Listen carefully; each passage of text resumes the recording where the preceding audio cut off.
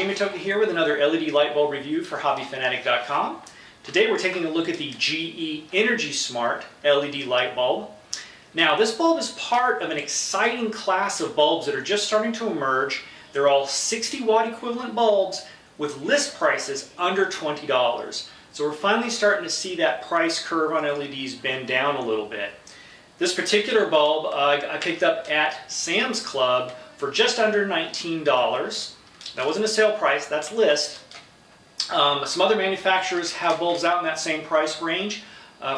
Philips has a bulb they're selling through Home Depot for around $15. And in March, earlier March of 2013, Cree announced a deal to sell also a 60 watt equivalent through Home Depot for right around $12, $13 price point. So really exciting to see that price curve finally bend down a little bit.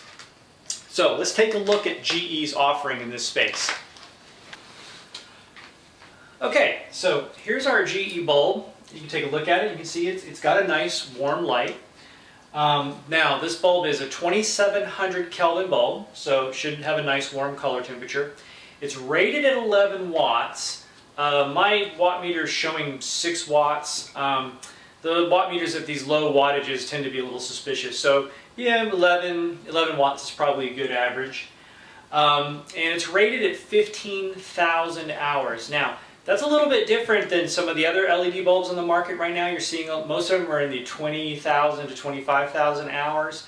So it's hard to say if that's just GE being conservative. Either way, you're talking about a bulb that's going to last 10, 15 years. So I'm not too concerned about the hour ratings on that. Now, it is fully dimmable, and we'll take a look at its dimming capabilities in a minute, but first let me compare it to some other bulbs. This is a Sylvania 60 watt incandescent, which you can kind of take a look, compare the color and the brightness. I'd say the GE, good brightness, very comparable, so I would say they have achieved their 60 watt equivalent claim.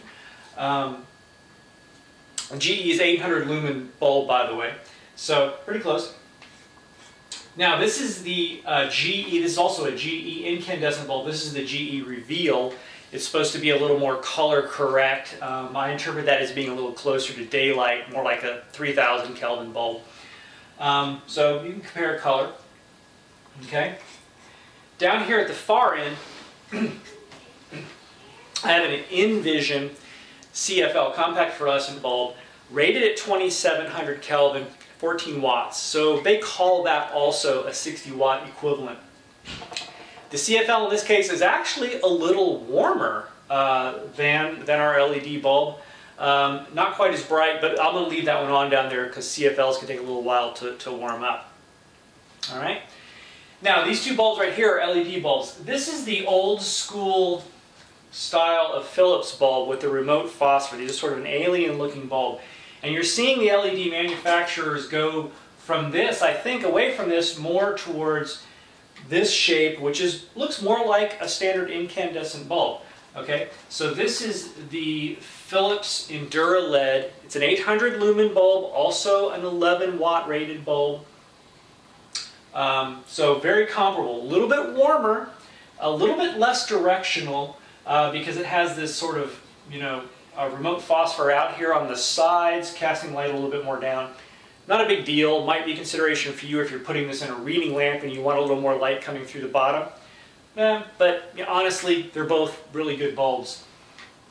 Okay, and this last one here is the Philips bulb, which is the GE's closest competitor. You can see they're very similar in design.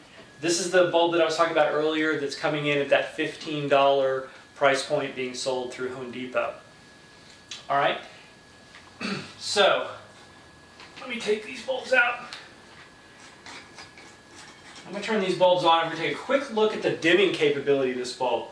Now, I have these on a CFL/LED compatible dimmer. GE has a list of compatible dimmers on their website, which you can take a look at. They're at full brightness right now. Let's just see how this thing dims down. I'm going to bring it down to, that's about 3/4 power. That's about half power. That's about quarter. And that's full down. Now, you can see compared to the two incandescents here, the incandescents are still on, but they've really gotten truly very, very dim.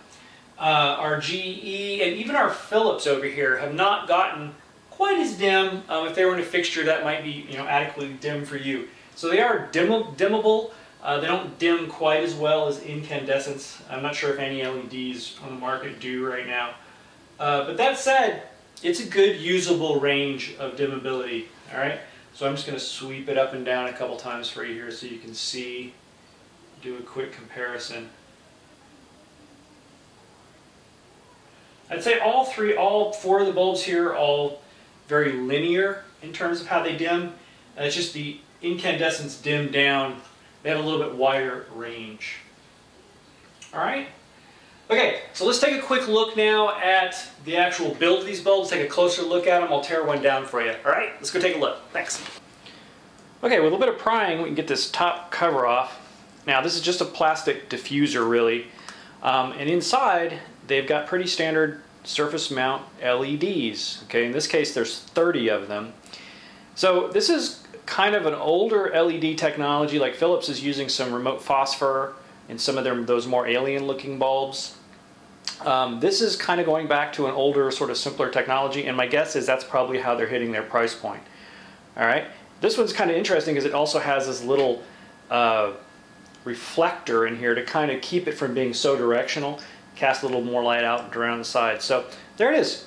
There's the GE. It's a really nice little bulb. All right. If you see them in Sam's, probably worth picking up a couple. All right.